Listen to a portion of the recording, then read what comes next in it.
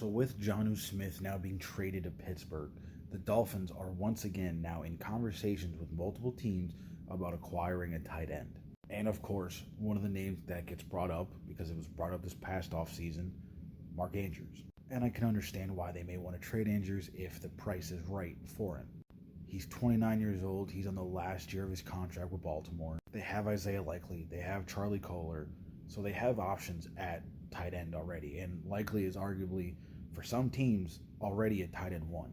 And his contract is also expiring. So I don't know if they're willing to pay two essentially starting tight ends. I think they should, but my opinion means nothing. So we could see Mark Andrews getting traded because there was all those rumors in the offseason and even part of last year about Mark Andrews possibly being traded away. So I could see probably like a fourth or a fifth for Mark Andrews, maybe hopefully something more than that, but I'm not going to get my hopes up. But we've also seen Eric DeCosta work his magic, so anything's possible.